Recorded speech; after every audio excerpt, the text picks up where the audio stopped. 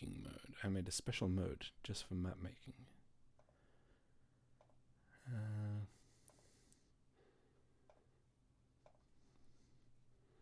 So I think if this works, will this work?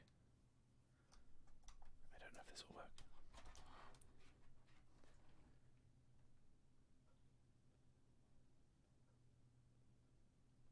Oh yeah. I think you said before you were going to, as you were like fleshing out Temerity's story, you came across some interesting characters that you wanted to pursue. Is that more or less? Right, okay, that's not working.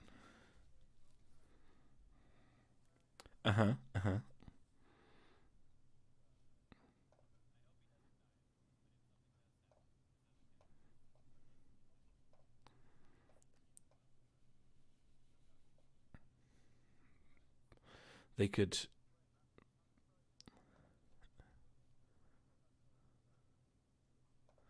No, I said I was thinking of killing all of you. Yeah. Temerity first. Yeah.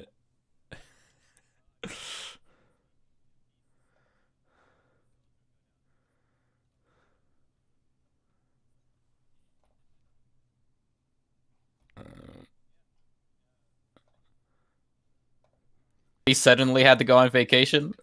I think this other character has quite a good skill set. And they're intelligent, which our group is sorely lacking. Right. I mean, you're not wrong. Right. Okay, that's not working for me. So we've established it can't quite handle Photoshop. Let's try Paint. I'm hoping it can handle Paint. I feel good about Paint. I think most things on the planet can handle Paint, so hopefully. Pretty sure my calculator can handle Paint. Oh, also, Michael, I was fleshing out backstory stuff for Temerity, and that's when I came across this character, the inspiration for them. And you remember when I was doing NPCs initially for Temerity, and that was just detective vampire ? And then that was it. It's that same character. It's the detective character. Okay. Right. Okay. So yeah, pretty much just a fun note for you and I, because that was all I had on them before for the longest time until about 2 weeks ago. Does it still have vampire ? Afterwards? Ideally, yeah. I've been building them as a Dampier, but we can skin it a different way. I've also been adding a lot of Fey elements to it as well. Okay, yeah, that fits.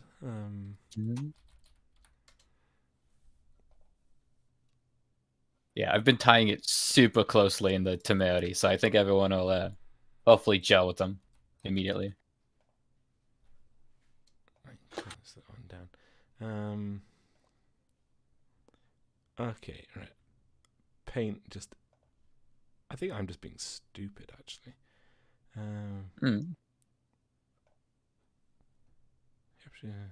Oh, wait, I think I'm actually being a proper idiot. Okay. Well, you know what they say, time makes stupids of us all. I'm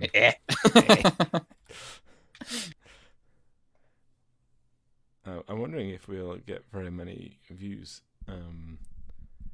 today, what with it being New Year's. Yeah, who knows? It'll either be quieter or busier as people decide not to go out and just want to sit at home and eat lasagna after lasagna and listen to nonsense. It does sound good. Even being lactose, lasagna would probably like take me out. But if I got taken out, I don't have to go to work. So the perfect crime. Hell yeah! I could have some death lasagna. It'd be fine.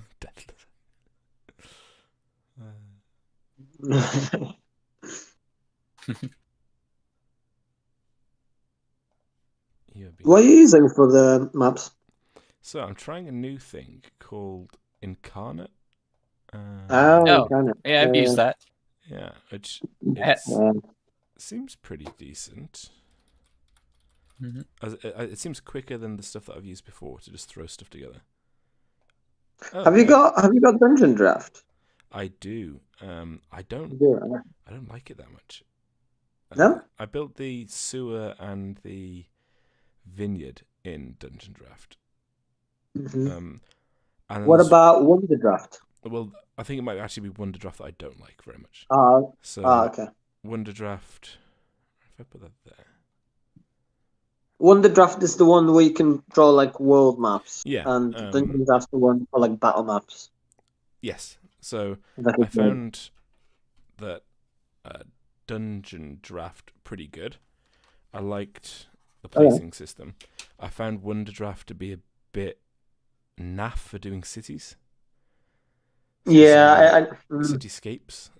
For doing cities. I got what you mean. Right, so it feels like there needs to be a third thing in the middle, right? Like a different level of zooming, basically. Yeah. No, don't do perspectives. It's been so long since I've used Photoshop.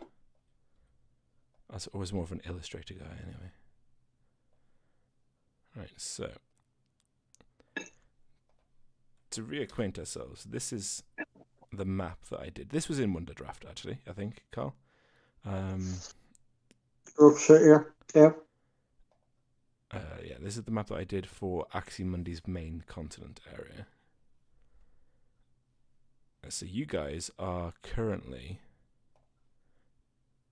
bottom left. Here, real. Well, you basically there. So the big dragon comes from here and just burns all of this next session. Yeah, I was gonna make a dragon joke as well. Like, you guys are currently under attack by a dragon. Spoilers.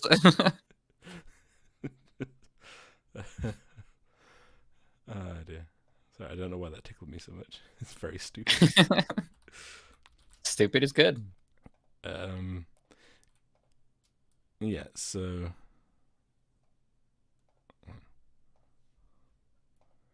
right. So you've gone from Haven, you've been there. Heading over to Rill. Your plan is then to take the portal, indicated by the blue circle, over to Aximundi City, which is this big jumble of just different castles that is smushed onto a little island. So the idea being Aximundi City is where the main seats of government, the main guilds, and organizations, corporations, and basically anything that's interesting happens in Aximundi City. The bigwigs. Yeah, so in the kind of background lore, Aximundi itself was just one of the most stable realms. So it has ready connections to lots of other realms. Hence, people kind of gravitated here as a convenient place to, do stuff, which is what makes it appealing. So I want to create the map of Aximundi City and what's in it. Okay. That's my goal. As I say, I will be using. Well, just looking at that immediately, an idea comes to mind. The big two towers. How about one of them was like a defunct like mage tower or something, and then the syndicate essentially took that over. And then the other one is, either governmental or it's like where the god garrison is, and then it's just like a power struggle. That's nifty. Yeah. If I bring this in, because let's try and keep the rough shape of the city. So I'll just do a quick approximation. God, I'm so slow with this now. Right, so it's like it kind of looks like Cyprus, but a little bit less pointy. So that's roughly it's a fried chicken drumstick on its side, more or less. Sure. So this is roughly what we're working with, and we have ports over here. God, that's beautiful writing. Here, they say port. Why don't you just use a big P? Well, because that would make far too much sense, wouldn't it, Deslin? Might be quite helpful. Port. Okay, right. I think that's enough that I need for that. So perfect. Map's done. Fantastic. We can all go home. Hell yeah. So I am home. I'm leaving home in a minute. I like the idea that basically there's like an old area of the city and a new area of the city. To put this into context, I'm using London as a bit of a indicator, which, for those of you who are not familiar,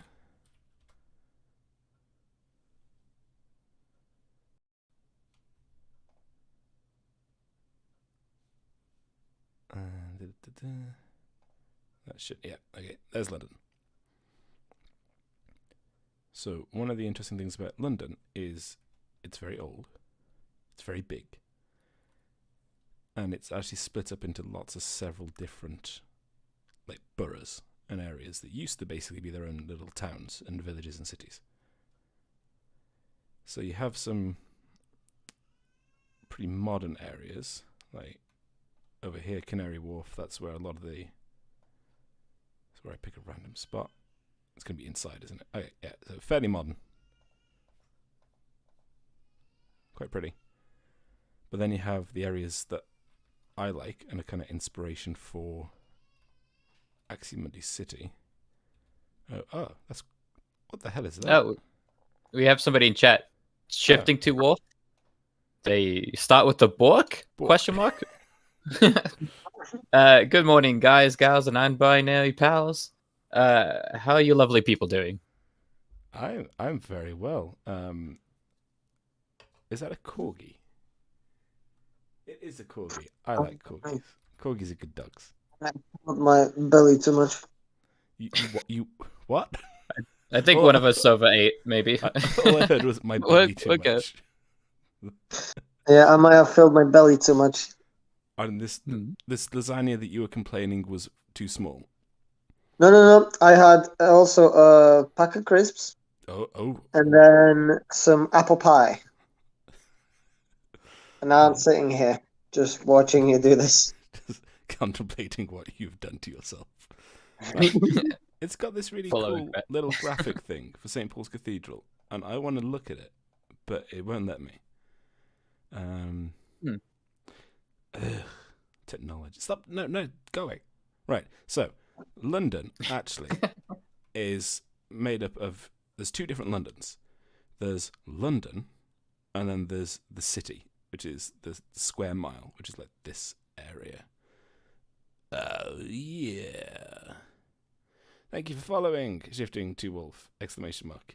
You and your corgi are very welcome here. Hell yeah. As we go on. Very easily won over by a cute puppy. Especially a corgi. Interestingly, there's two main types of corgis. There's the Pembrokeshire and there's the Cardigan. And they're both Welsh. Okay. Interesting. Fact. So anyway,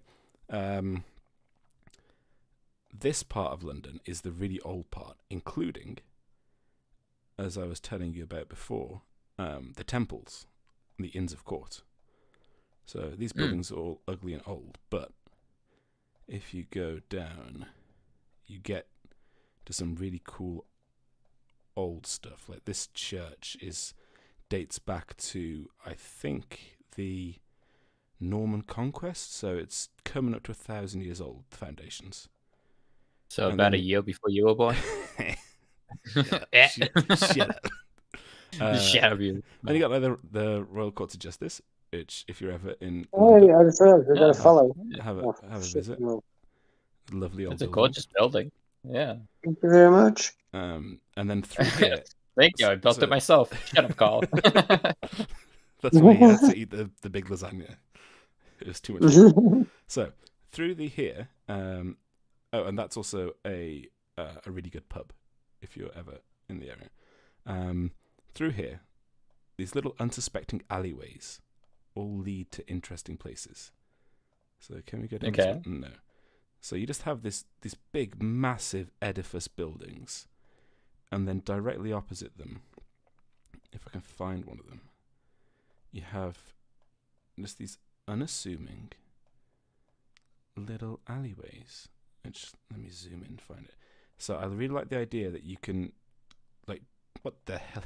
Why am I inside a pizzeria? This isn't. No, I don't want to go upstairs. Stop it. I've been kidnapped.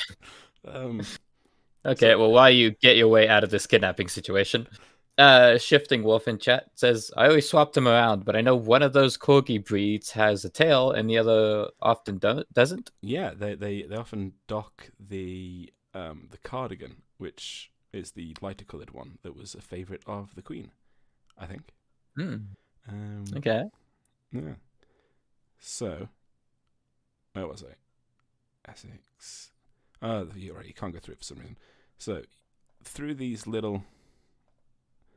come through these little archways, and you've got just these narrow, little ancient buildings, and massive Crusade era churches. Crusade, yeah. It's actually built by the Knights Templar. This church. It's fairly unique for its round thingy. But this is where all the barristers work, basically, which are kind of like lawyers, but they handle. In England, we have it split up that you have advocacy and you have litigation. So barristers are the ones who actually stand up in court in the wigs and say, "Oh yes, my lord." Okay, and again, nothing to do with ballistas. No, and they don't work in coffee shops either. Shame. I've seen a lot of people. Like, what? How much are people who work at Starbucks paid in England? No, not quite the same.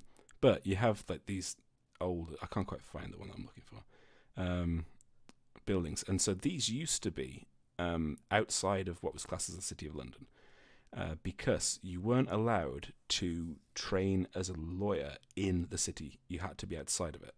So this whole area of Temple was given by the king, was it James, maybe Charles, I don't know, one of the really old kings, to the Knights Templar to look after, and then eventually it fell into the hands of the different Inns of Court.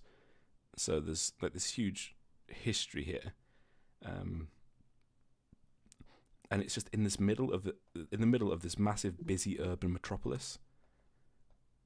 It's like a little oasis of history and quiet. So I want to capture that. And I think this could be a good place to lead into where the syndicate might be. Like a slightly older, it's still nice, but it's not. Yeah. It's not the hip area. This is one of my favorite buildings. Yeah, as soon as you said like older part of town, I'm like, well, that's where they're based. Yeah, most definitely. It's like okay, it might get a bit shady around night, but it's still nice. Yeah, I imagine the syndicate's also like the type of crime family to also kind of keep control, or law and order. You don't do any nonsense in their turf, basically. I think so. To put it into context for anyone in chat, in our campaign, and there's the River Thames, if you're interested in that. In our campaign, there is an organisation that is known by many names, one of them being the Syndicate. That our character, Deslin's character, Temerity, is part of. And hello. It's very mysterious, and we kind of know some of the stuff about it, but we want to flesh it out a little bit. So if anyone has any ideas, then shout them out. But we're trying to figure out where they would be based in a city. And the campaign's... when did we say it was based? Because it's based off when the pirates, the samurais, and the cowboys were all together. So it's like late 1800s, I think. From memory. Sometime around there. We basically found out a bunch of these adventurous motherfuckers all existed in the same time period, so the campaign started off that idea of if like three of these different type of bandits, for lack of a better word, all got together, Yeah. Also, quite a lot of new people in chat. Lop Hi, Kiwi, new people. hello. Yeah. Bobicus, which makes me think of the drink. Hello. Hello to everyone. Thank you for coming. My cat was named what? Lady Stumpworth on the Thames. That's a good name. Oh, is that like the breeder name? Because they give pets such. We have a dog whose breeder name is Princess Secret Sparkle, and she's an insane giant beast that is not princess-like at all. So, otherwise, if you've just chosen the name Stumpworth on the Thames, then congratulations. I like it. Yeah. I don't know if I'd say it every day. I'd probably just, say princess or something, but, it's fun. Yeah, so we've got this basically almost a Dickensian style setting in these cities, but with magic and adventure rather than just orphans being abused and homes being repossessed. So yeah, I mean, the Syndicate has quite a few enforcers, I would imagine. So if you start abusing people, they're going to break your legs. Yeah, more or less. So from what you've kind of filled in before, I get them as kind of a unlawful but honourable group. So unlawful that the crown probably doesn't like them, but they do have their codes. Do they pay their taxes? Is the main thing that the no, specifically not. The leader of the Syndicate and the crown, whoever leads the city proper, got in like a really light spat like 40 years ago, and they haven't paid the taxes because of that one minor incident. That's cool. So just real petty shit. Was it like a really polite spat though? It was like, dear sir, yeah, it's unfortunate that you decided to take this course of action. Because if you have, I suppose, a powerful organization in the biggest city in the biggest realm, then you can't just march the soldiers in. And in fact, that's actually, now you've said that's prompt something. So back to London. Hell yeah. There's a Back marker of St. George, who is our patron saint here in England, slayer of dragons and all round visitor of the jungle, decent chap. I don't think he ever went. So where don't you work? Google hates it.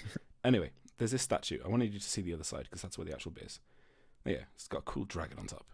So this demarcates the limit of the city of London. Dope. And so the idea was that I love how it's just on a small kind of shitty street. It's hundreds of years old, so they can't get rid of it. It's just hell yeah. The traffic here is always terrible. So basically, the idea was that they'd put the marker here, and then there's another one a mile that way, basically, because it's far away from the king's holdings. So basically, Buckingham Palace is over here. Back then, that's a fair distance to march an army of people. Back then, So the idea now it's a cab now you ride. just get on the tube and it's 20 minutes. But hell yeah. So the idea was that basically this was its own thing. Like, this wasn't taxed. It was run by the Knights Templar. It was like a separate autonomous zone, and even today, it's still its own thing. It's got like modernized, but there's like ancient limitations on what you can do here. So you can't open an accounting office here, I don't think. It's only law offices that are allowed. And they allow like bars and stuff and things. So there's like these really ancient diktats that are still in place. But the idea initially was you had the Knights Templar, who were this massively powerful paramilitary force. And then you had the sovereign of what was at the time one of the main world powers. Fairly close to each other. Yeah, like a couple of stones throw, maybe. That's wild. Lop Kiwi, absolutely. That's entirely correct. I'm gonna shoot off. Hell yeah. Oh, fine, go. Take your lasagna. Have a wonderful New Year's Eve, Carl. Enjoy. If you come back, Yeah. and we're still on, then pop on. But I think Deslin has to be responsible and do work and stuff. Yeah, in a little while. I thought you were about to say if you come back, we'll break your legs. Well, you know what time I'll be back. If I'm back earlier, then if you get bored after Well, 5 have a minutes good and one. realize it's noisy and you want more lasagna, then come back and talk. Yeah. Yeah, You want more for lasagna. sure, 100%. Right. So, And to people in chat, follow, please. Thank you. Goodbye. How are you gonna say no to that cute boy? Come on. world-class chilling there, Carl. Thank you. So Yeah, please subscribe. back to our chicken drumstick that we had. So I like the river. I think we need some rivers. Okay. But it's not a very big island, so there's not like a mountain on it. So did he just come back already? Hello. Hi again, Carl. Is that Angus? Okay, bye. Bye. All right. Bye. So maybe it shouldn't have a river. Actually, I kind of like the idea that it's lots of harbors. So like, is it New York City where it's like all around the edges is just like harbors when you see it from the sky? And we've got 3 big ports. So I think looking at the main map, it's probably this bit. Why you do this to me? There you go. It's probably this bit. It's the old city. Which bit? Or this bit. Whichever bit's closest to the land nearby. Like, it would have been easier to get supplies and stuff over. They're all pretty close, actually. Yeah, whenever you say something like this bit, keep in mind you're on a delay. Right, okay. So I'm going to say that the West Side is like the royal area. We'll just copy London. The West Side's where, and in this campaign there isn't in the kind of the background world building, there isn't a royal family. There's technically an empire, but it's pretty much run by the equivalent of a parliament, which what did I call it? The Reichsrat, I think I called it. Just stealing it from Dutch. So effectively, each of the realms that's currently connected to the Axis. I should probably go through this for anyone listening. So, the concept behind this campaign is that how do I explain it succinctly and briefly? There are a number of realms. Think of them as worlds. And each of these realms is connected via basically an ethereal nexus kind of thing, portals and whatnot, to other realms. But it changes every 13 years. So you never know exactly what realm is going to connect up to which realm next time there's a shift. Except for Aximundi, which is where we are now, and where the campaign starts, which is very stable. It has lots of connections to other realms, so it becomes one of the main points of commerce and transport and whatnot. So I think I wanted to have one of these ports. The portal is literally in the water. So, okay. Yeah, you can just sail a ship through it. Okay. For some reason, I was thinking underground. There is one that we know of on the map, a rift. So the difference between a rift and a portal is kind of stable. It was built by some very ancient people who no longer are really around in the world, who knew how to harness this form of magic. Whereas the rifts are naturally occurring and they're very unstable. It tends to be the dwarves who are in their mountains digging around. They find rifts and will just appear places and cause mischief. But there's one that's just like at the bottom of the seabed. We haven't decided what's there exactly. A lot of water, probably. Surely just people who've drowned when they've gone through the other side of the portal, thinking, "Oh, this might lead to treasure." Well, I mean, if it's underwater, then the other side of the portal is just a constant geyser, isn't it? Well, no, because the portal, it's like a membrane, so you can't always see what's the other side. Sometimes you can see the other side, but they're separated. And that membrane is enough to keep so thousands of gallons of water out. Exactly, or lava, or the pressure of the Earth's core. Oh, okay. That's only, terrifying to think of. And the best thing about the rifts is they can appear anywhere at any time. So you could hypothetically just have a rift to the bottom of the ocean appear in your living room. Yeah, what if you're extremely unlucky just going to get like milk or something and you're a dad? And then you just like one opens up right in front of you and you basically kidnapped by fate. Yeah. That's what happened. Then it just closes down. Also shifting in chat. Why is homebrewing deity so complex? My brain is dumping hardcore. It really is. It's one that Angus, who is one of our other players, asked me recently around the deities, and I think my answer was basically we can hand wave it. So one of the benefits of having a setting that has theoretically infinite realms is there can be infinite deities. So hell yeah. Whatever you want, it's somewhere. It's quite a nice way to do it. I did put, there's the kind of ethos around it for Angus, actually, but I think it boiled down to there's lots of myth and parable and story, but in terms of how you think of, like, I'm only experienced with 5th edition, a deity actually being involved in the world and having a champion and getting caught up in mortal nonsense. Yeah, I'd trying to actually kind of spec all that out is just way more work than I think I'm able to currently put in with any good quality. But yeah, when I'm doing homebrew deities, I always just start with the ones that are like most important to the characters, and then kind of go out from there. Just treat them like townsfolk, basically, just on a high level. Really important townsfolk. Yeah, like, who does Lady Fate like, or who is she feuding with, or like, things like that. Is there another deity of fate that kind of like changes shit, or maybe a deity of chaos, and then they don't like each other for obvious reasons? Start with your players, really flesh that out. If it's awful, you could flush it down the toilet. Don't be afraid to kill your babies. Jesus Christ. Which is a writing term, is like, don't get too attached to your creations. Oh, okay. I mean, sometimes you just get frustrated and you just think, this whole family thing, they're annoying.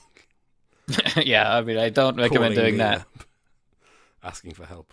All right, so the west side of the city will be the Reichsrat and the Empire. Although actually maybe the Reichsrat should be somewhere else. Maybe it's the Emperor doesn't really like them, I don't think. So I think we may need to go beyond the chicken nugget at this point. So I like the idea of the old town being like, if this is a harbour, so this is like not slums, but this is in quasi-industrial docklands. And then there's the area that used to be the centre of everything, but now is a bit run down. And this is where the syndicate have their headquarters. Okay. 6 deities down, 21 more to go, and that's basic law. If you're enjoying it, all the more power to you, but absolutely. don't burn yourself out on background details too quickly. I think 6 is plenty to tell the characters about. Well, I think that's something that I found with, so for context, most of this background story is just part of a book that I'm writing, and we're just kind of rolling it in to give, content without having to double the work. But what I found how big the manual is. Even the best meaning players, like the guys that I play with, who are all wonderful and lovely, they'll scratch the surface at best on most things. So yeah, like Deslin said, if you're enjoying it, then just do it for the sake of enjoying it, even if no one ever asks you about any of it. Obviously, it's nice if they do. So Imperial Quarter over here, I think then we've got a power center here, power center here. The guilds, they should be attached to the old area, so I'm going to give them this bit, and they should all be more or less together. And then we can have the lawyer bit, because I have to include lawyers. What fantasy game doesn't have lawyers? Speaking of laws, here's a question: how close does the crown monitor adventure activities? So, if an adventurer fucks up, is it just personal, or do they have connections to the guilds? Or so there is an adventurers guild, and I think what it comes down to, so I was wondering how realistic do I make this. Basically, there can be two justifications for having guilds. One is that it's just a really controlled profession, like the law, or the people who predict where the how the realms are going to align up. People with some kind of sentience. No, not sentience. Some kind of sentience. What am I thinking of? Prescience. They're kind of recruited into this guild, so they can help plot out the realms and things that are going on. Wiggly, wavy, squiggly stuff. But then there's the Adventurers Guild, and I think what I was basically going to have it be was that it's entirely optional because of some big drama in Parliament or the Reichsrat. So basically, the Empire tried to say no more adventuring unless you've got a license, right? And then people no, adventuring's a core part of our culture, and we need it because there's terrifying monsters out there. Yeah. So you can't take that away. And so as a compromise, the Empire said, okay, but you should join the guild because then you get indemnity insurance for damages. But if you're not a guild member, then if you burn down a house, then they can come after you for the damage that you've done. But if you are a guild member, then you get indemnity, and you basically just get insurance for it. Which I thought was a really pedantic way to explain how you can just have people running around with weapons, attacking monsters in cities and stuff. But the big cities like Aximundi City, I imagine there would be quite a bit of control on it, which makes the syndicate particularly interesting. Because if they want something done, then what interesting ways do they have of getting it done? Would they use if they have, I don't know, a vampire rock up in a crypt underneath one of their businesses, would they go to the Adventurers Guild and fill in the form and say, yeah, we need someone to come and take care of this minor pest problem we have, please? Or would they just go there and burn the building? I think they have their own agents, essentially, like Temerity, for example. Yeah. And maybe there's some politics as well. If there's multiple guilds, right? The fighter guild, rogue guild, all that jazz. Maybe if one of them is levying for more freedom to move within syndicate area, they can be hire us next, and maybe they occasionally hire people depending on who's playing the game the best, or things like that. Okay, so I think in the city it'd be the syndicate stuff is tolerated by the military and the empire and the forces of authority, we'll call them, as long as it doesn't go too far. I'm guessing we need some kind of limit in there, but they've got to weigh up, do they really want to have this aggro with this powerful organization that not only has this shady stuff, but also I imagine owns a lot of legitimate businesses and has a lot of influence with politicians and members of the Reichsrat, who the emperor has to kind of balance things out with. Yeah, so it'd basically just be a gigantic hassle. It'd be dangerous if open war popped up in the middle of a city. It was in the middle of London, basically. And the syndicate also has its uses. They keep law and order in the more like sketchy neighborhoods. They can be quite helpful. Maybe they even get hired on occasion. Who knows? Yeah, when you just need something done, maybe without the proper paperwork.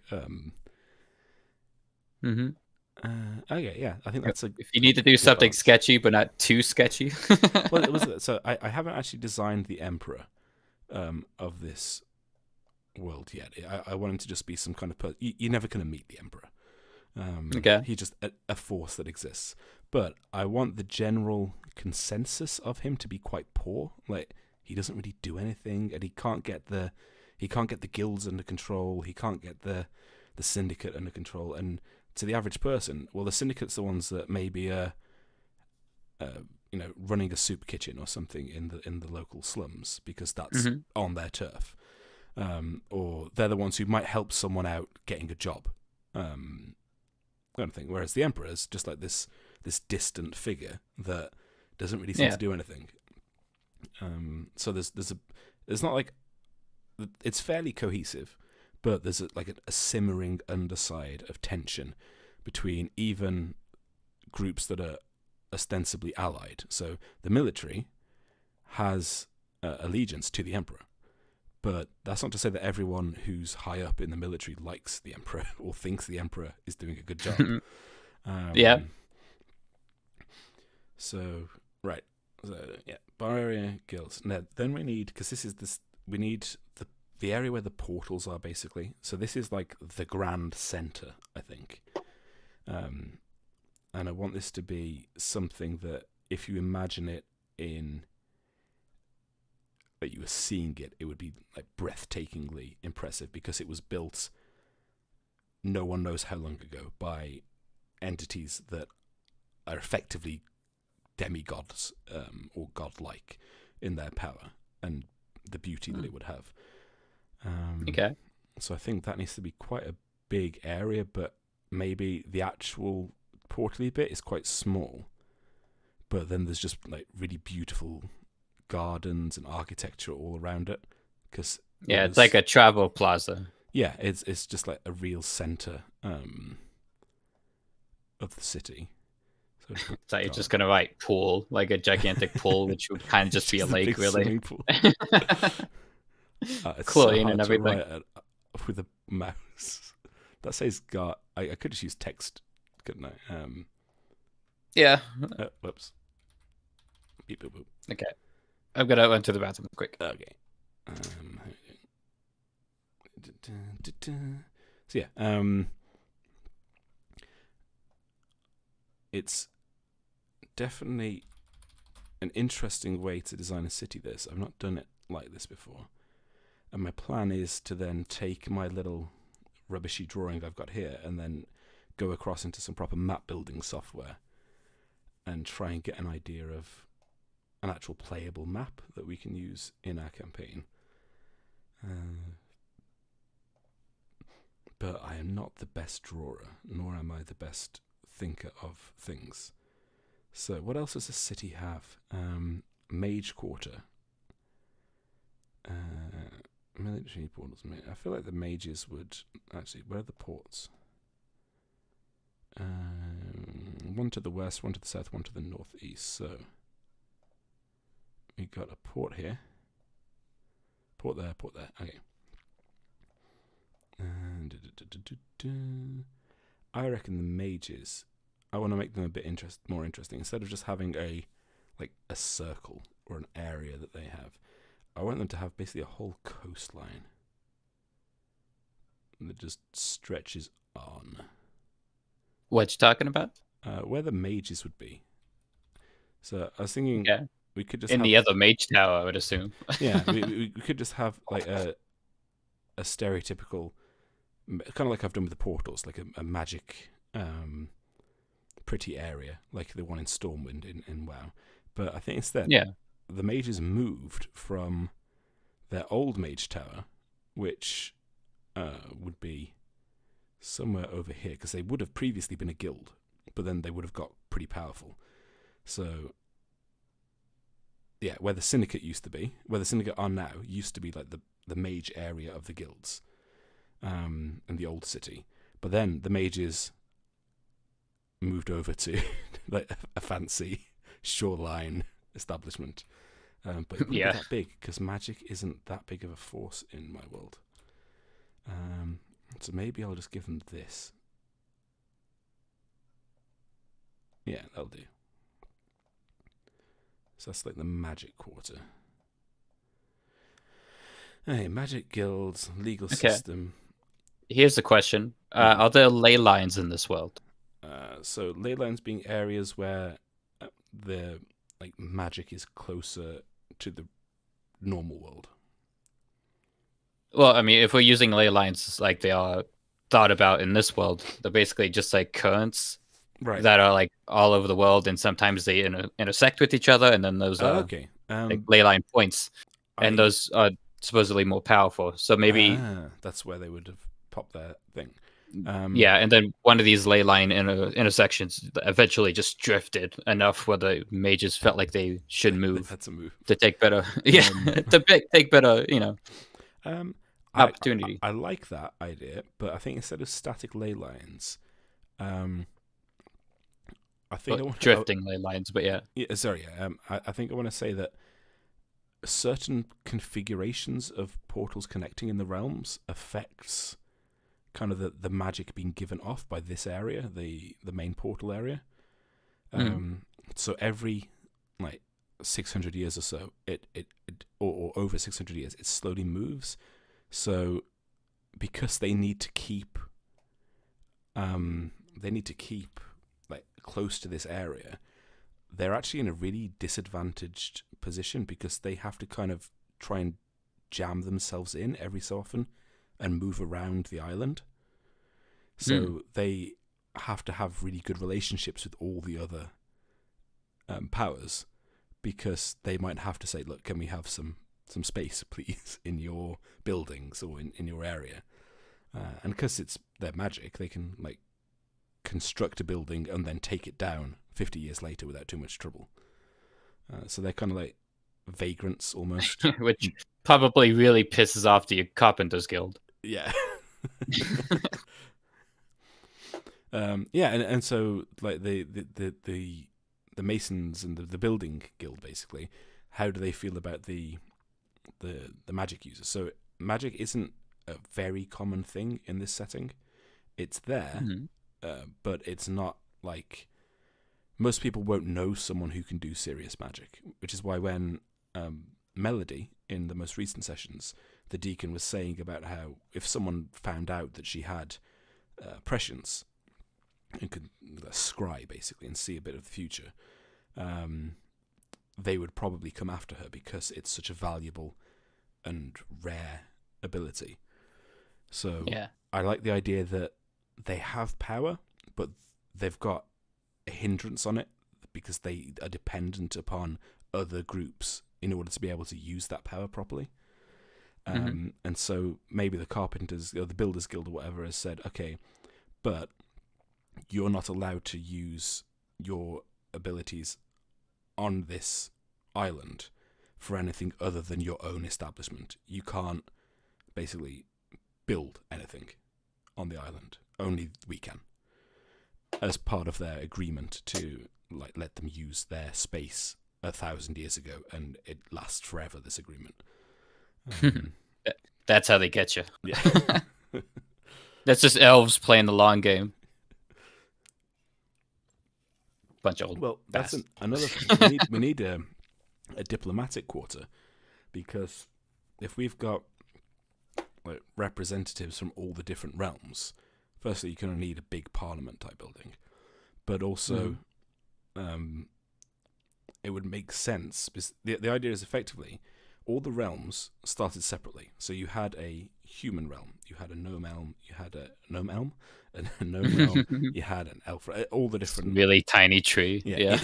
Insert your chosen fantasy race, and so they had their own realm. And then over like thousands of years ago, the realms started to merge together and connect up, and portals appear.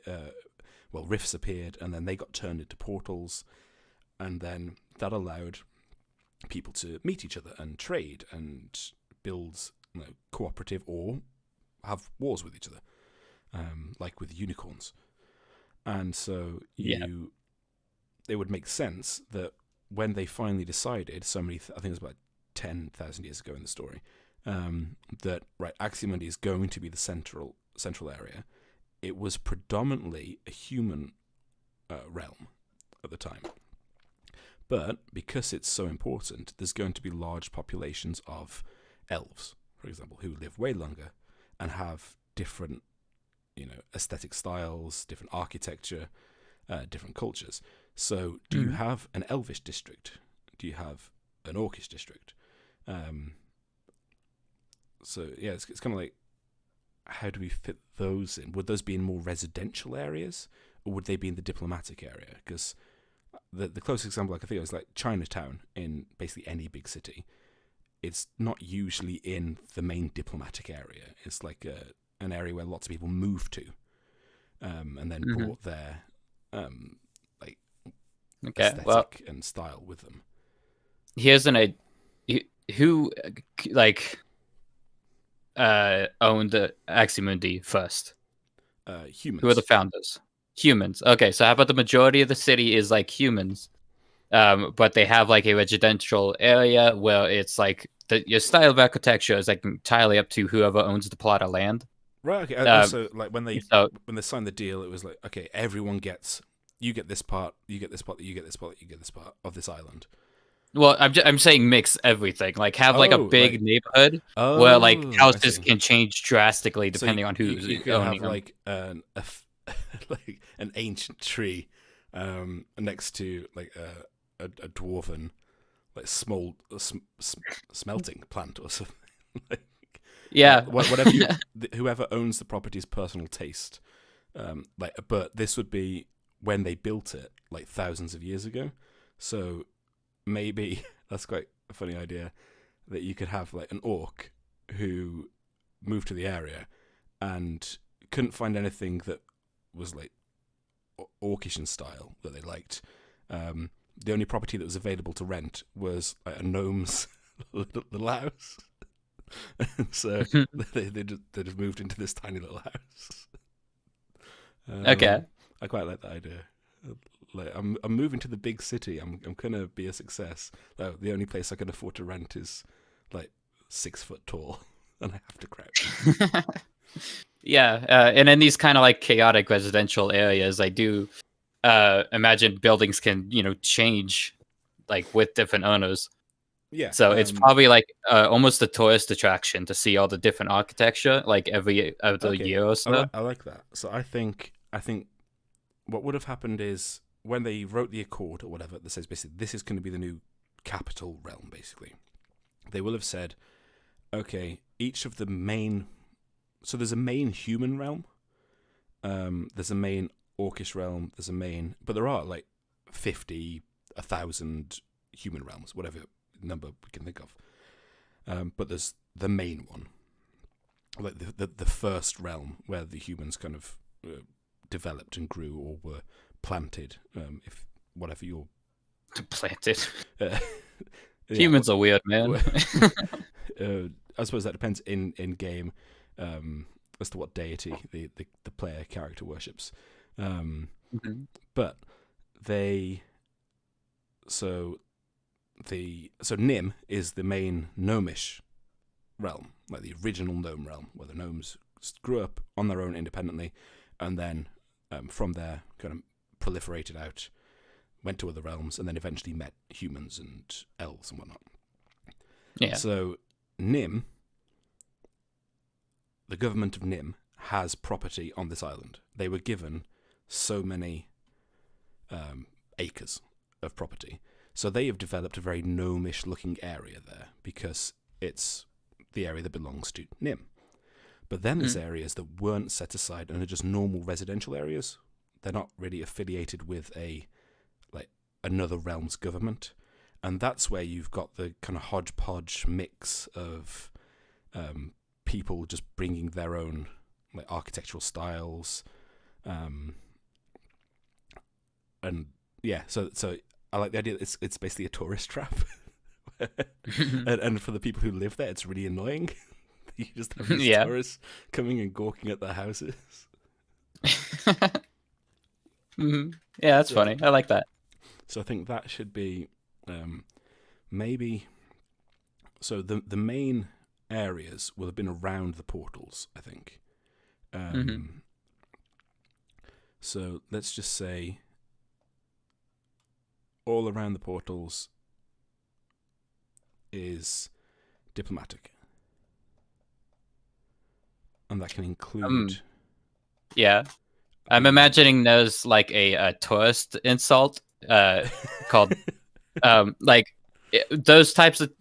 If everything's like around all the hodgepodge buildings are like around the sides, right, away from the portal. Yeah, absolutely. Then something you would probably say to a tourist in the town is you might call them a lister, because if they're on a boat and they're just kind of drifting without purpose and taking up space and being annoying, it's like a boat listing. Yeah, you're just on your way to work and it's like, get out of the way. Yeah, you could just be like cursing to yourself, like goddamn listers, every fucking day. So I think maybe that's like explore people's homes. Shifters in chat. I mean, aren't adventurers technically tourists who explore people's homes? I think that's just a burglar, but I suppose an adventurer is basically just a tourist. They're just wandering around, except they're being a little scamp. Instead of taking pictures, they're taking heads. And loot. So we'll call. What should we call this? We need a name for it though. It has to have like a distinct identity name. This the residential area. Yeah, where everyone's kind of like, okay, we've run out of space in the diplomatic area. Just overfill into this. It might be known like colloquially as like the pots, as in like a melting pot. The pots. Originally they called it the melting pot. Then over thousands of years that became pots, and then it became the pits. The pits, And so people go there and they think, oh, there's like some portal to hell, and it's just this like residential area. It's only hell if you like really care about architecture. I always found that if you like things orderly, don't go there. I always found that interesting in cities like London and New York. You have some interesting places. So there's like Hell's Kitchen. I'm sure there's a story to it, and I could easily find it, but I prefer to just leave it. I don't know, because why? It's funner. Why is it called that? What's going on there? So we got the pits, we got the magic. Okay, diplomatic area, cool. That's a good distance from the Emperor's area, because he'll have to go there, and they'll have to go to him. So that's a pretty good distance there. What else do we need? Like a law house or like garrison for the gods. Okay, so yeah. Is that in the military section? Yeah, well, the main military presence is over here, but they'll be everywhere on the island, basically. Yeah. Because the military is part of the agreement is that the military isn't Aximundi's military; it is the imperial military. So it has people from all realms. Anyone can join, basically, if you're good enough. So even though it's quite interesting, because so outside of this island, most people are just standard human peasants, just doing their thing. But in the island, because it's so important to like inter-realm trade and commerce and governance, you actually have a real mix of people from all different realms, theoretically thousands of different starting points that have ended up here. But the military is actually the military and the diplomatic area are really kind of a full cross section of all the different realms. So yeah, I find that quite interesting. So you could have like two humans who meet each other and are from realms that have never been in contact with one another. And so they'll have just completely different mannerisms, completely different let's say one of them, ideology. One of them doesn't know what a handshake is. So, yeah. What are you doing with your hand? What's going on? Mm-hmm. Like, how dare you, sir? My mother was a saint. Yeah, that's actually a gross insult on their end. So it gives loads of... Basically, you can do anything, fit anything in. So you can make any character you want because there is a realm for that. Hell yeah. I think what we need is a commerce area. So basically a business. Like the markets, yeah. Yeah, which I feel should be down here. But I also feel it should be massive because, as I say, this is the main kind of trading area. So I reckon that comes all the way from the diplomatic quarter here, basically. I'm just going to call this city because that's what we call it in England. The city is the financial area. That sounds like it would be confusing. Yeah, it is. Silly Englishman. What else do we... Oh, we need a theatre district and like a cultural area. Yeah. So in London, it's on the west side of the city. So let's put it here. Okay. I'm trying to make them slightly organic shapes, though. Yeah. Maybe that's one of the gripes everyone has with the manager. The emperor. The manager. By definition. They call him behind his back. Is that they should call him the emperor. The manager. Yeah. Maybe one of the gripes is that he's always just spending his time at the theaters or whatnot, not actually working. Yeah. Maybe the theatre district used to be over here on the east side, but he moved it next to his palace, so he didn't have to travel he's a pompous prick. Through the slums, or one of his ancestors did. So, yeah. I quite like that. Like, I want. How old is he? How long has he been in reign? Power? I was thinking that I don't know. I was either going to have him So I want it to be that he basically when he took over from his father and then his father's father, all the way back. It's that really standard, stereotypical empire going down from father to son, and then occasionally with a daughter, and then it was a big scandal. Kind of thing, and then just on and on and on. Really stereotypical Chinese or Roman kind of imperial line. And when he was young, he thought his father was really weak, and he would do a much better job. And he's like, "Well, why are you letting the syndicate take over half the city? Why are you letting the generals boss you around?" But then, when his father died of mysterious circumstances. Which is very common in their family, strangely enough. And he took over. He basically realized how difficult it is. So I want him to look 50, but he's only in his 30s because the job has just been so horrible, and he's more or less just given up now. He's like, whatever. I'm the emperor. I'm just gonna eat peacocks and drink diamonds. Peacocks. Maybe that's why he moved the entertainment district, because he's like, fuck it, they're already gonna hate me. Yeah, might as well. And I think part of that, they're kind of self-fulfilling. Look, no one likes me.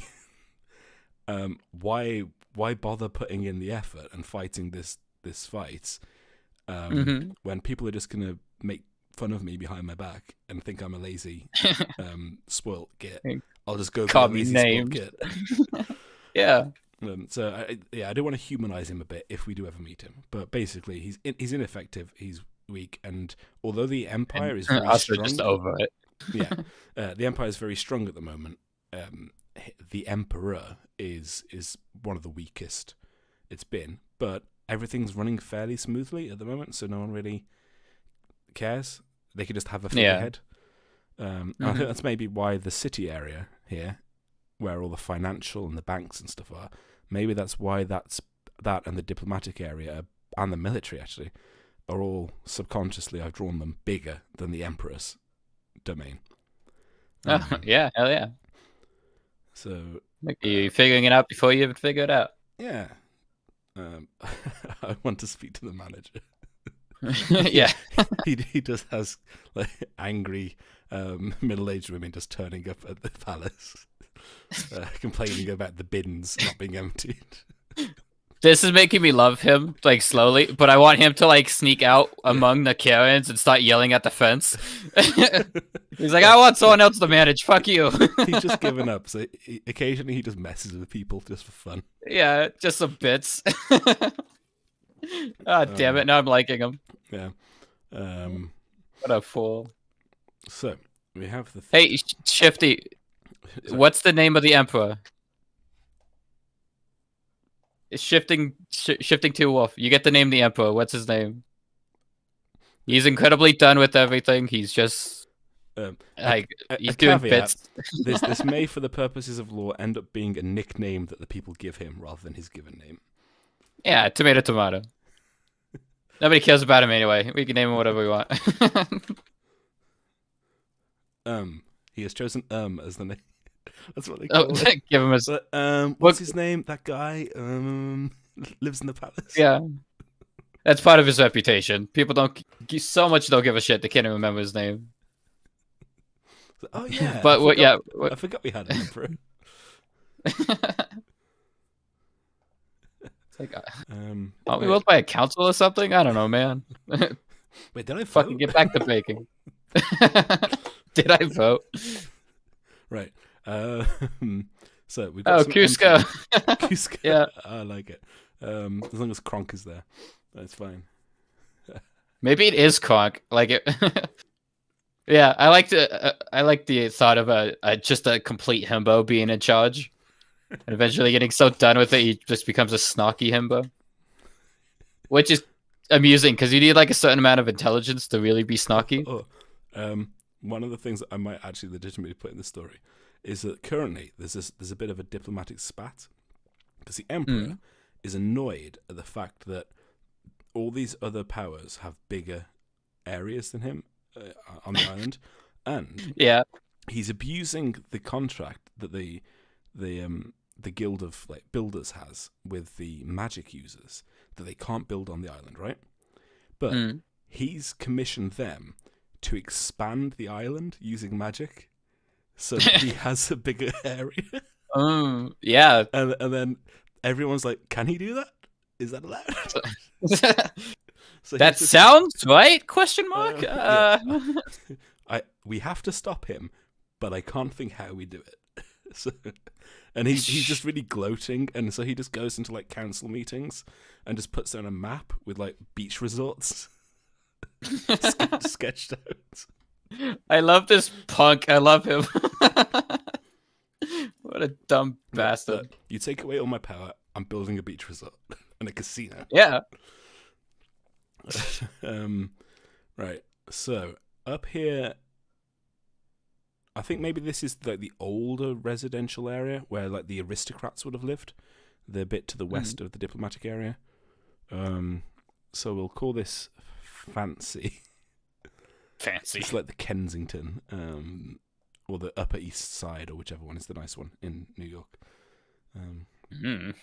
Moving on. I am too far away and too poor to know that. To the East Side, to a deluxe apartment in the sky.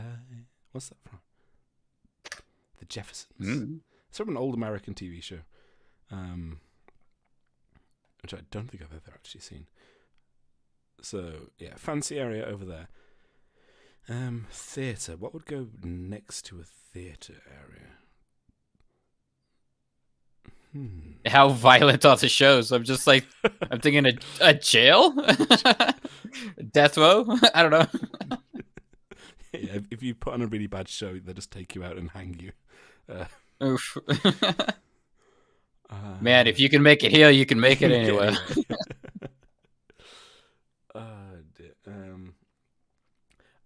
So the Emperor is basically male Yzma. Firstly, Yzma was the single best character in any cartoon ever. I wish that I could like encompass the Yzma lifestyle. Most of that cast was golden. I can't think of a single one I don't like. Yeah. She just because it was Eartha Kitt, I think, who played her, and she had a song apparently in the like in the original script, and they wrote it, and apparently it was really good, but there's either not a recording or they didn't record it. I just want that song. I want to know what was going on in Yzma's mind. What drove her to this? Right, fancy. I don't know. If this is male Yzma, maybe we could figure it out.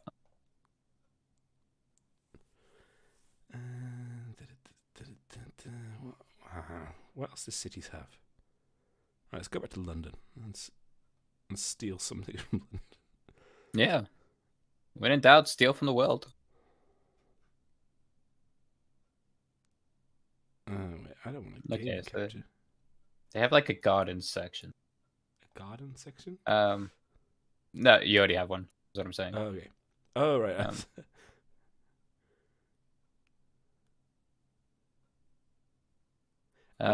There you go. So, Shifting has found it. Thank you, Shifting.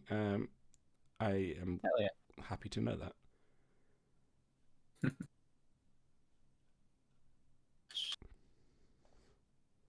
Okay, so we have like a market section. I imagine if there was like some sort of a like industrial area, they'd probably keep it outside of the city. I think so.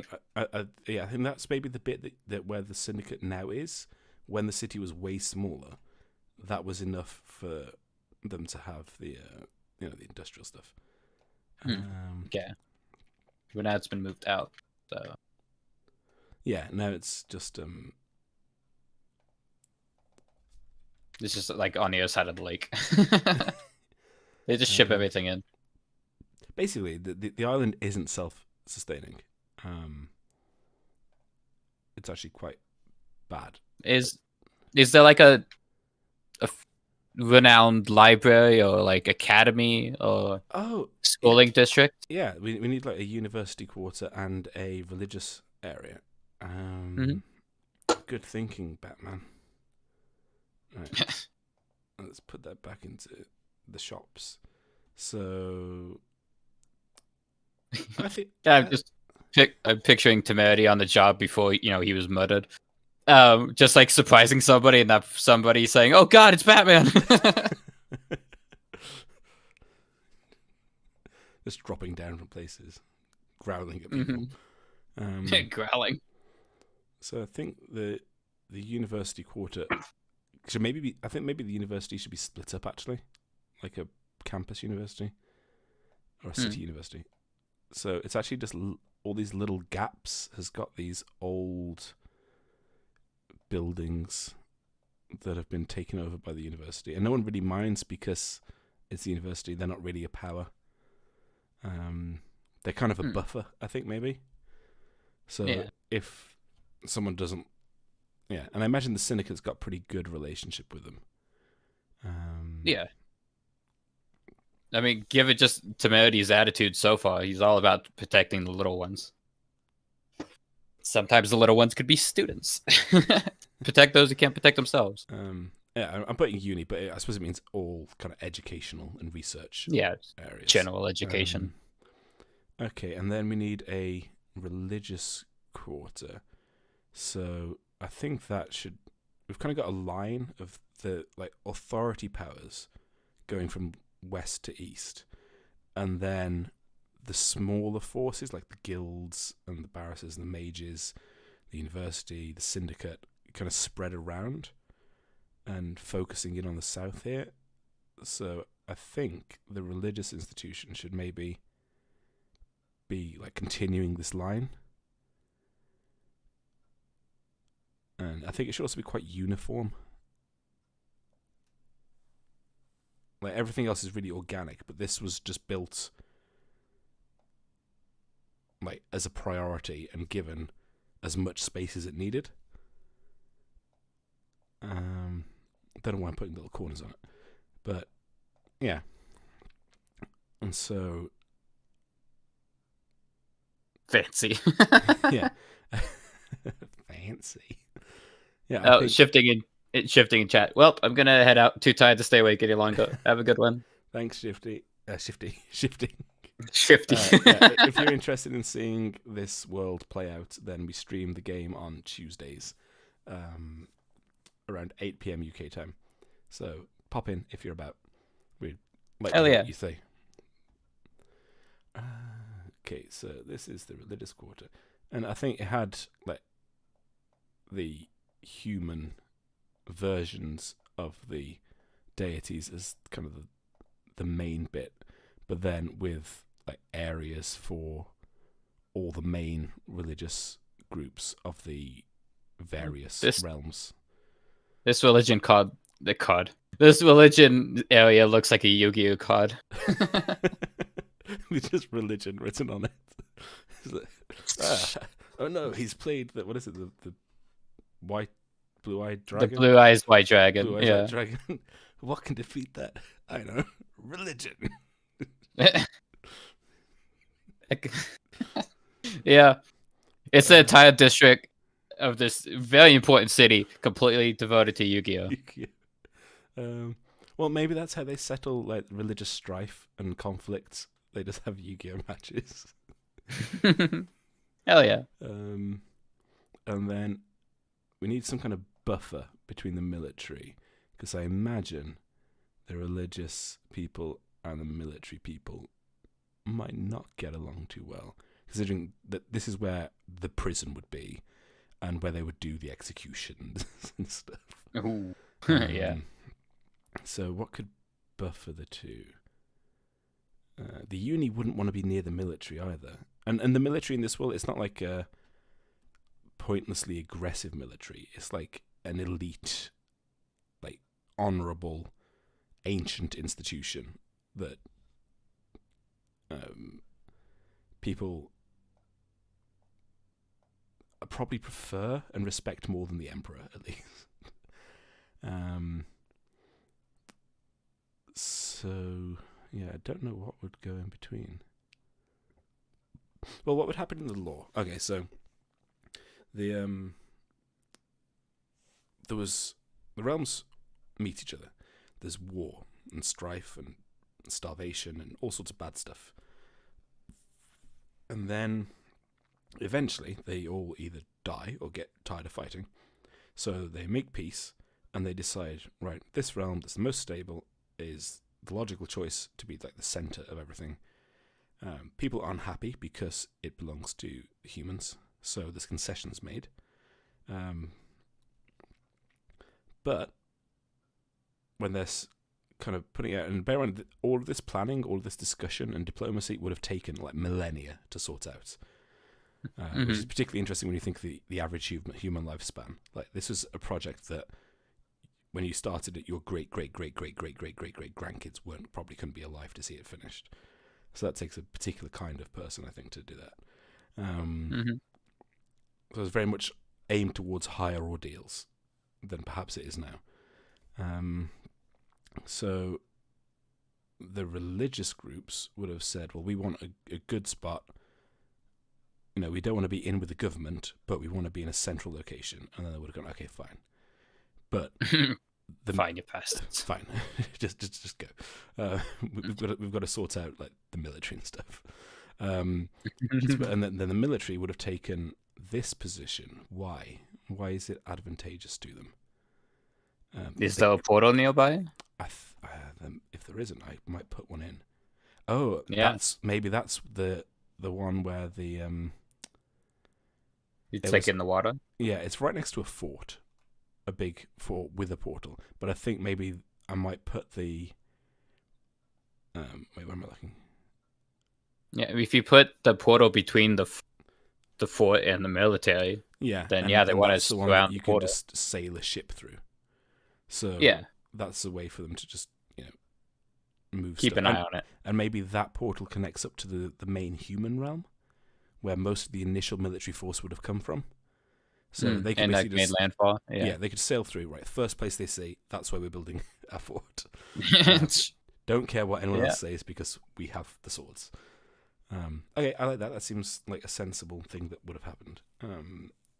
So, and then as part of that agreement, the the religious groups were like, well, we don't want to be near the military, and the military were like, we don't care, we're staying here. So the religious groups said, okay, well, what if we put something in the middle?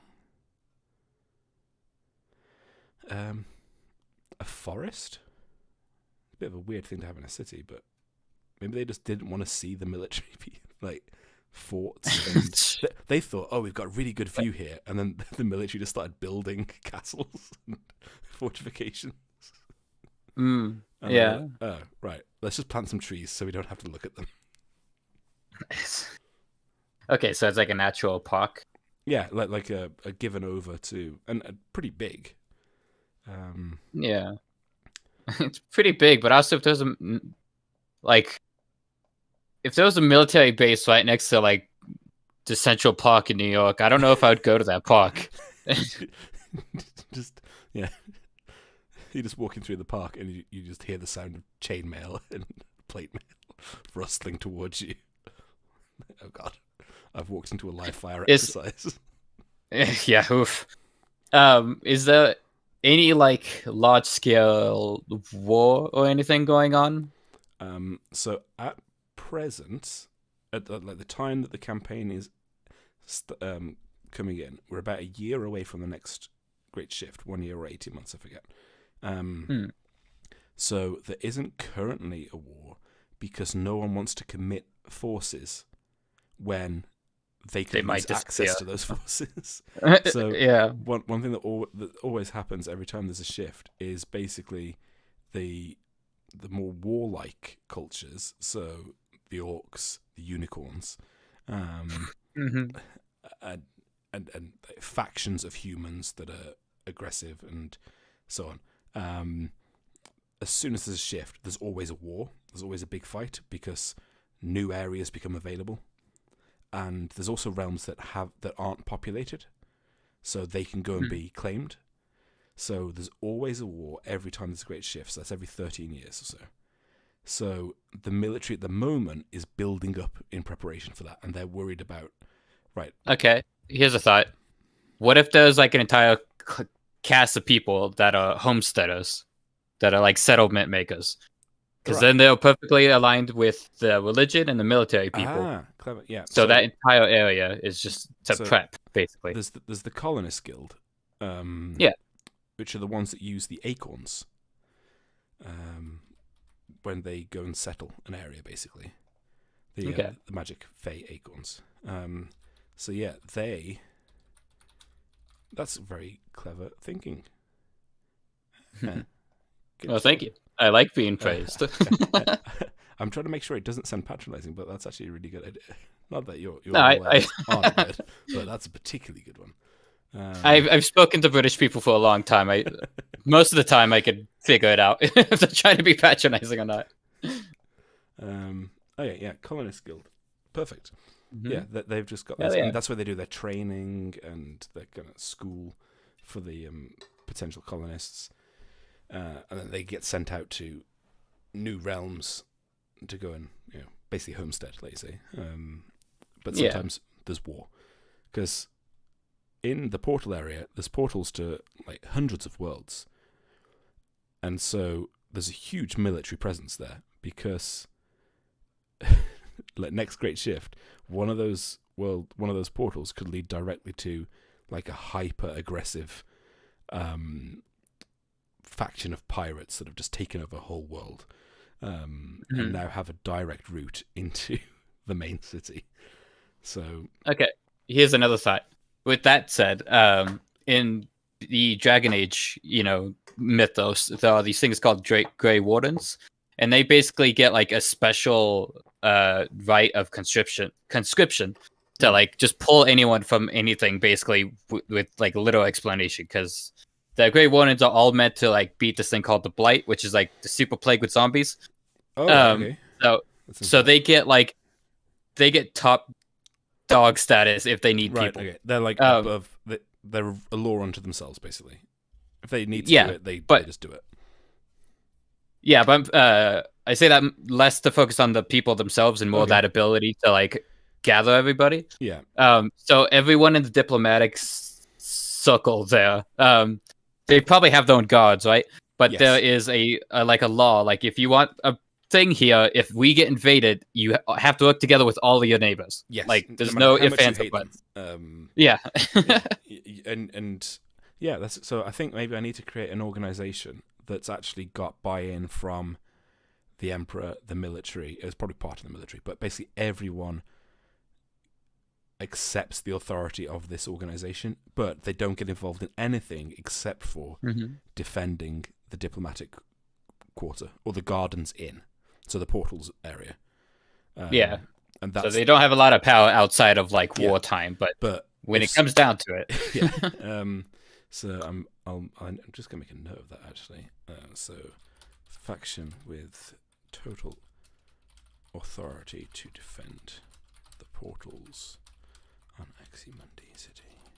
Yeah, I like that. And so like if they ever leave the portal, like you get used to them when you're in the portal area, because they're just like there, like statues, like on guard.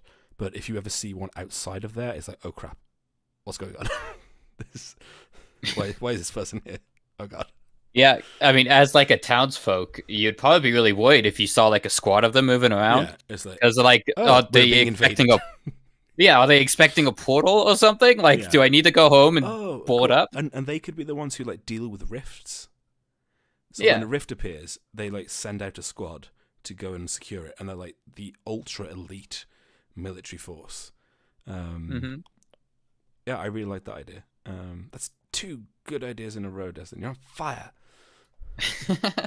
It's the brainstorming. It's good to get like, teamwork going.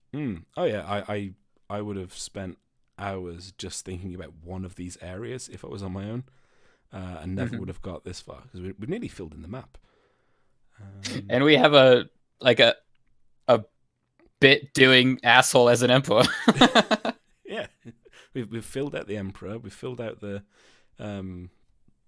magic guild, and a little bit, and the this group of elite guardians. Hell yeah! So, what's the area around the religion area? Yeah. I mean, we could just put in a normal residential area that's not quite as fancy as the fancy one, but nicer than the pits. Okay. I mean, the pits isn't all like not nice. It's where normal people live. Yeah, you know what? I'm imagining somebody at a bar, like drinking just heavily with a buddy of theirs, and be like, you know what? Everyone gives shit to the pits, but you know what? They don't have a fucking housing association.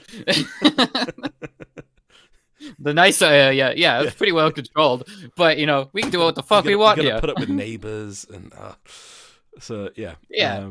So maybe my neighbor's a skull hoarding orc, but at least he doesn't tell me what to do on my land. It's just I like the idea that it's just like hardcore libertarians just will move to the pits. They're right next to the value freedom. And then there's people who live there who want it to secede from the rest of the island. And oddly enough, the syndicate's like, you're not doing that. Yeah. No. This is like, right, we have to have some order, please. Yeah.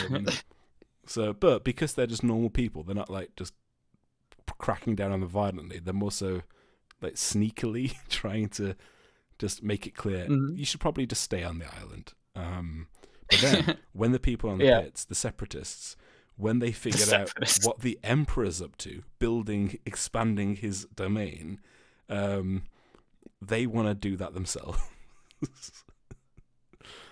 So now they're getting involved, saying, right, we're going to pay the Mages Guild to build us like a little separate island just off the coast.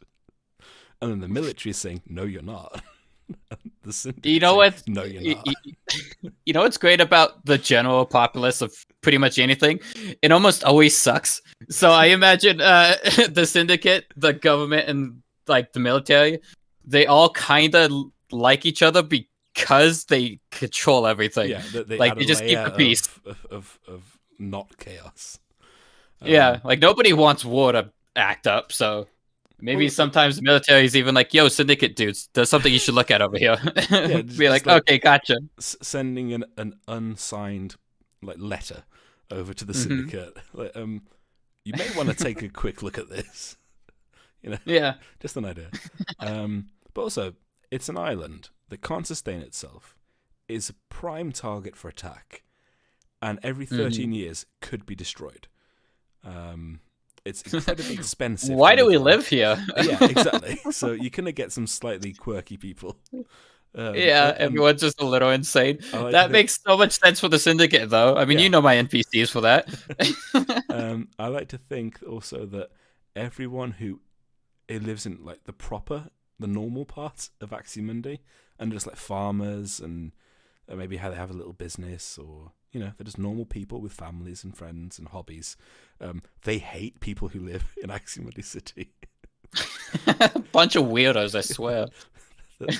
It's like tourists come, but anyone who actually lives in the main area, they're like, "Oh God, no, I'm not going to the city. I've got to go and get my passport done." Oh fuck! Ah, God. There's a bunch of lunatics. Yeah, it's like the country folk and the city folk. They both hate each other for different reasons, and they're all valid. Everyone sucks in their own way. I love that.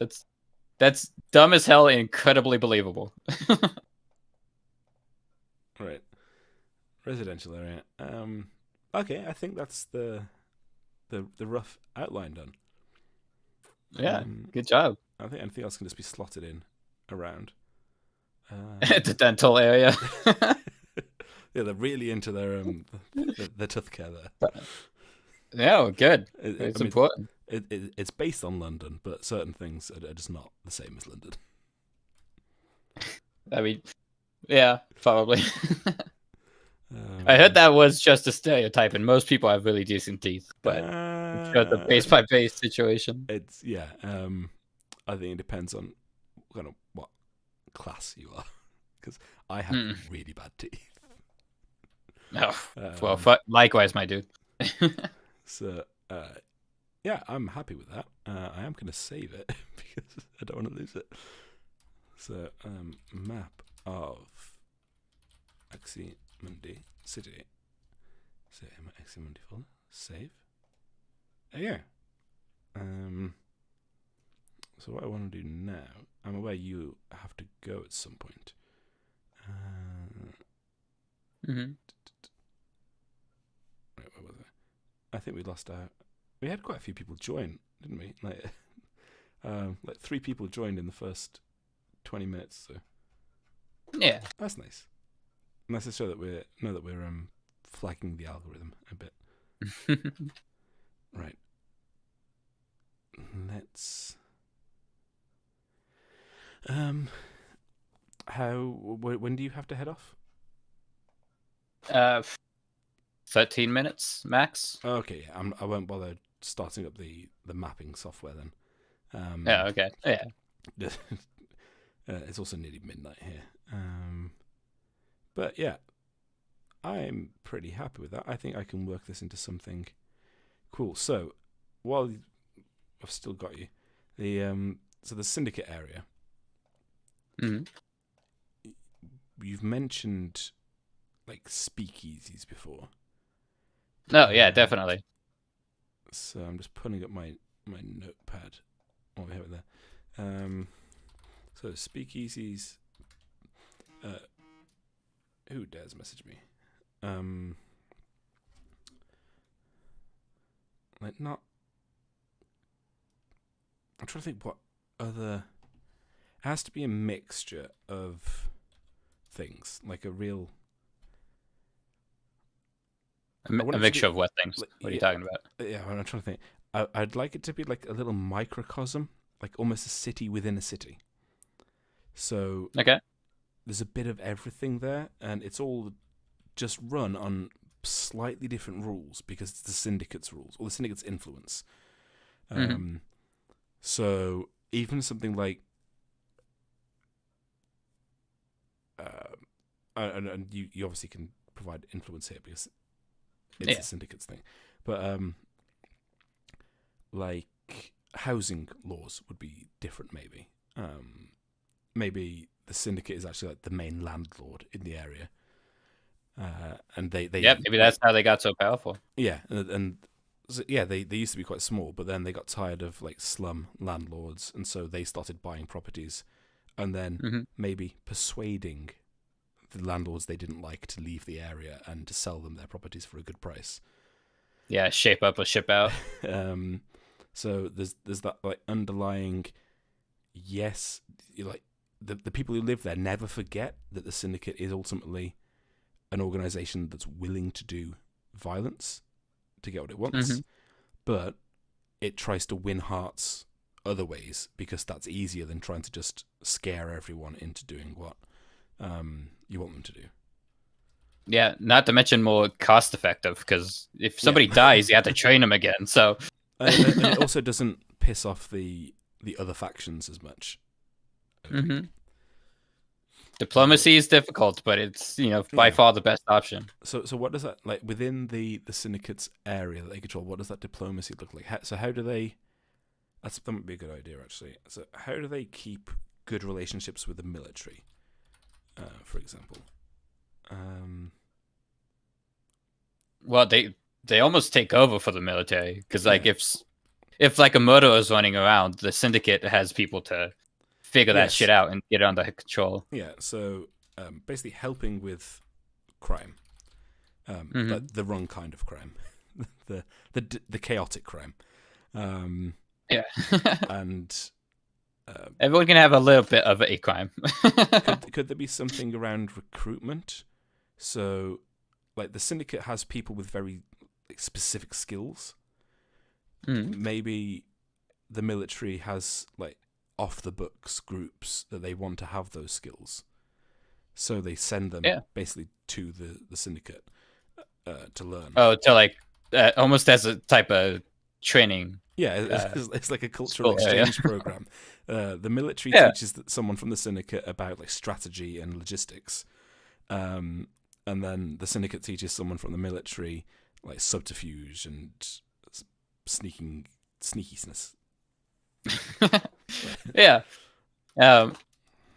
Maybe I'm just trying to give my family here a bit more power, but I imagine some members of the syndicate have probably gone over to the military.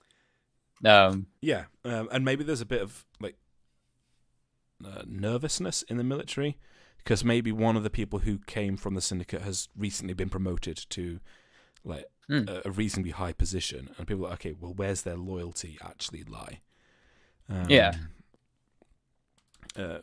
it makes sense that if you have people who like grow up being quite scrappy and disciplined, that they might find a good career with a guard or whatever. Yeah, scrappy, disciplined, is used to working with like fewer resources to get better results. Okay. I imagine the syndicate is quite well off, but at the same time, you're not a proper military. They're well off, as in they have like money, but they don't have much capital, so they don't have equipment because they can't easily get it. But they have just like large sums of currency, and also I think their wealth will be distributed because they can't exactly just use a bank how you normally would to like transfer money from one realm to another. So they've got these little hindrances that make their lives a bit more difficult. Because otherwise they'd just become really powerful and take over. Yeah. Alright, so the mages, it's the usual helping with space and when the mages need to move around.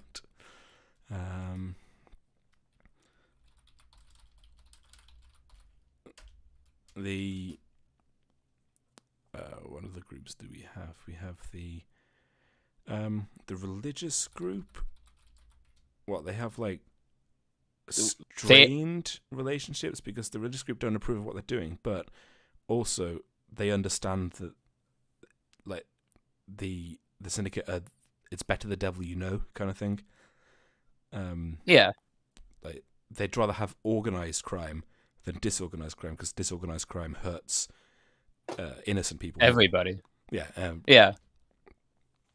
And they, what did I name them? Audacity. Mm. She is a high priest, so yes, yeah. they might have good relations because she went over and like forged those good she's relations. acting as an ambassador kind of thing. Yeah. Be like, yes, we're technically a crime family, but we do a lot of good, and sometimes the good guys don't do good. So we're outside of the law. Doesn't mean we're all devils, even though some of us are devils. Okay, I like that. The Emperor is the tricky one. I think that just needs to be a don't like each other, but can't act against the other. Yeah, I had a bit of a silly, again, possibly overpowering my homies idea, but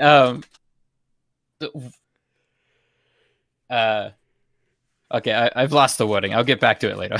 Okay.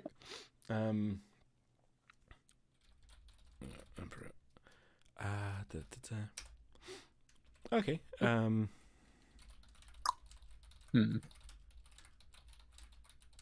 Yeah, I mean, at the moment, especially if he's this like bit doing himbo, I don't know if we have to worry about him too much. Yeah. So the quickly before you go, the leader of the organization, Monarch. Yeah. How Mon to his kids. So how I was going to put him in the story was basically kind of like the Emperor. He's a distant figure, kind of like above, almost larger than life is what I'm trying to say. Rather than someone who you meet and you're like in their living room and you're like, oh hi, how you doing? I mean, your character might do that, but the average, like the rest of the group, it would be someone who they would hear about through a proxy kind of person. Yeah. So I mean, I thought it's generally safe, but if you get like high enough in the syndicate, or like then you get you're part of his like immediate family, so to say. Yes, yeah. So what level of knowledge would he have around like secrets within the Empire? Well, I initially imagined him as like, well, like whoever was in charge was basically like didn't want to fuck with him. Right. Okay. So okay. yeah, it's like it's a good thing he's like generally peace-minded. Okay. And that sort of deal. So is he the kind of person who, if he knew something bad was happening, if he knew the alternative was chaos, he would allow the bad thing to happen even if he didn't like it? If it's like a greater good situation, is that what you're saying? A practical good. A pragmatic good. Good. Okay. Then yeah, maybe. He might try and find ways to work against it, but on the surface, he would not be acting against it because that would cause more chaos. He just tries to find the least bloody way to end it. Yeah, the best of the bad situation. Okay. Which I'm also thinking. Obviously, I don't want to go too much into what I have in store for Temerity, but that the perception that Temerity has of Monarch might not be. It might be slightly idealized. Which may be a different route than you were thinking. Yeah, I was thinking like a lovable grandpa sort of vibe. Yeah, but also a crime boss. So. Exactly. So that might be how Temerity sees him, but that doesn't mean that's how he is with everyone or with. Yeah. Like nobody who's purely a good person is in a position of power, especially in a crime family. Yeah. Yeah, I think that's probably. It's like, why do you think I trained you to kill people so efficiently? Probably a good way to look at it. No one who has any power on this island has never done anything bad. Cool. Okay, yeah, that's good. That's filled out some interesting points for me. So I will build a map, and then when you want to do your one shots, you're welcome to use it because then it becomes slightly more cohesive. Okay, yeah, fantastic. Do you have like a character in mind while we're talking about creating stuff? Well, I wanted to basically just do the Dark Souls character. Oh yeah, Slagathor. I Okay. wanted Slagathor the Bonk King. So I was thinking either he could be like just some stupid enforcer. Yeah. Okay. Hear me out. He's a diplomat, quote unquote, right? for the religious section because he's the Lord of Bonks. Oh yeah, maybe that. So he started off as like a low level enforcer, and he just like moved through the ranks a little bit. You know, still just like frontline troop kind of guy. But he felt a religious calling. To the bonk. But he just loves bonking so much. So he sees it, because he's not very clever, as bonking bad people is how he offers service to the gods. So he sees himself as a very pious person, but he's basically just a big brute with a stick. But occasionally he'll just throw out like philosophical questions. That's like really nonsensical if you actually think about it. Yeah, I'll have a think. But I've never played a like melee build, so I think that would be a nice change.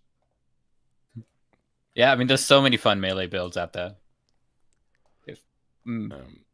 Yeah, do you think he's smart enough to like use spellcasting? Well, I was thinking also, am I just basically talking about a paladin at this point? But instead of using a sword, he uses like an ancient relic that is just a big stick.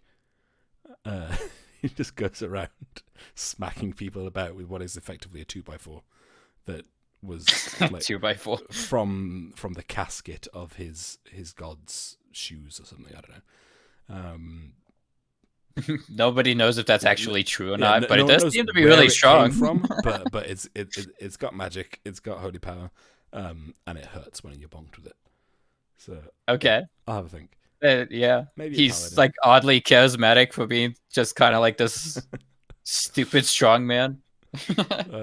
Or make him just really overzealous paladin, who's maybe reluctant to have been sent to the syndicate and doesn't really want to work with them, but then puts that aside, or tries to put that aside. Okay, yeah, paladin can work really well. Is that what you're going for, or have you not decided? I haven't decided yet. I like the idea of something big that can hit hard. So okay, well, I mean, that's definitely paladin. There's straight up a Path of the Zealot barbarian. I don't remember what it's about, but Oh, cool! I'll have a look at that. It's a name. Yeah, I need to just like click through wiki links at all the different classes until I find one I like. Yeah, that's what I've been doing. I spent like 3 hours just making that side character today. Hey, it's all good. Cool. Well, I am gonna go because I'm getting sleepy. Okay. And yeah, I'm assuming that Carl's doing well and is still alive and not come back for his lasagna. So yes, I would hope at least that first bit. I hope that work goes well, and if it's going to be cancelled, then they let you know. Yeah, I might call in just to make sure we're open. Yeah, I think it might be us and maybe someone else. If there is anyone there, thank you for watching. Next time we do a like world building session, we'll maybe actually try and make a map instead of a doodle on a chicken nugget. So I will I'll pop it ending soon, and thank you again, anyone and everyone who watched, and come and see the game on Tuesday. Hell yeah.